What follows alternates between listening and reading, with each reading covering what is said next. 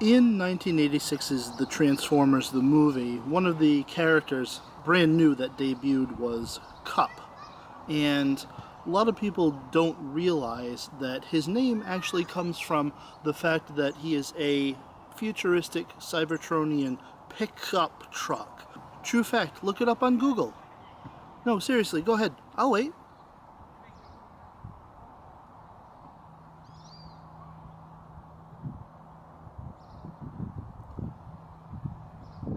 Jello again. Aaron here from My Turbo Reviews, and I'm going to be reviewing Titan's Return Cup. Now, a lot of people have given him some flack for not having enough paint apps, similar to what Hasbro did with Blur earlier in the line, but I like him.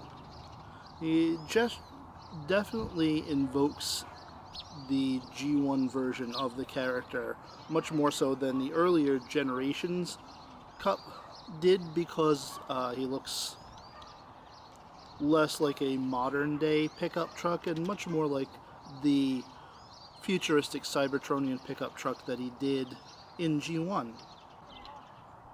Paint apps are there. You've got the headlights, you've got the tampographed Autobot symbol. Wheels are painted.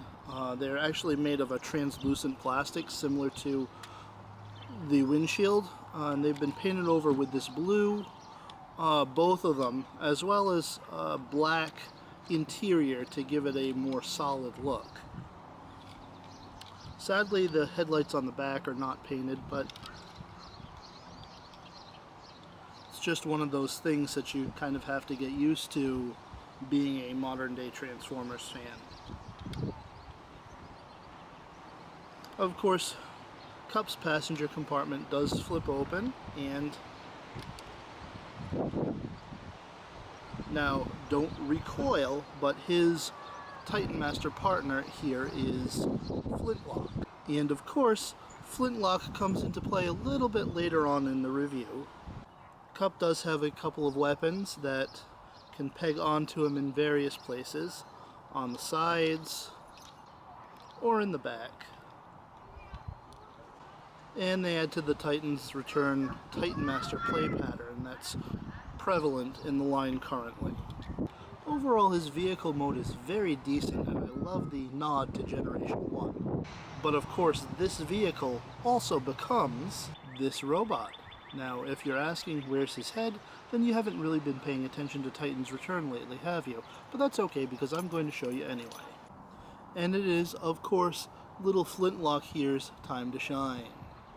With a quick flip up of his legs, and a check to make sure that his arms are flush at the sides, and a spin around, he becomes the head for Cup.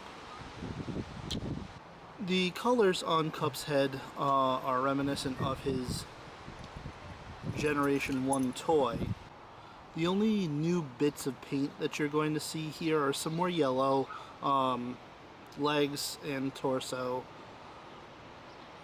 in an attempt to make him look more like his G1 toy. Which is odd that they went with the face that looks so different, but I digress. Now, his articulation is not really any different than what you would find in a lot of the Titan's Return deluxe toys, and that being the head will rotate and tilt up and down slightly. Arms give you that full 360 at the shoulder. There's a double hinge, so he gets really good range of motion in his elbow.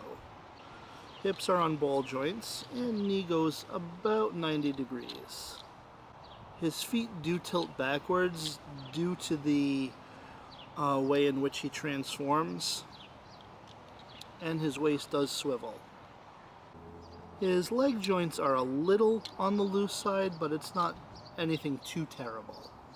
And as always, your mileage may vary on your Titan's Return Cup. Of course, he does have those two weapons, which will indeed fit into his fists. They're ridged, so they won't come out easily, but they do rotate a little too loosely for my tastes. And on this guy, I don't really care for the double gun aesthetic. Fortunately, you're able to store them on his back if you so choose, one or both. And I think though he may be missing some paint, which would bring him out a bit more, still he is a very decent toy, and I can't think of any reason not to go pick him up if you get the chance to. Titans Return Wave 4 is still a little scarce, but they are showing up, so hopefully if you're looking for this guy, you'll be able to find him sooner rather than later. And this is Aaron from My Turbo Reviews saying, catch you later.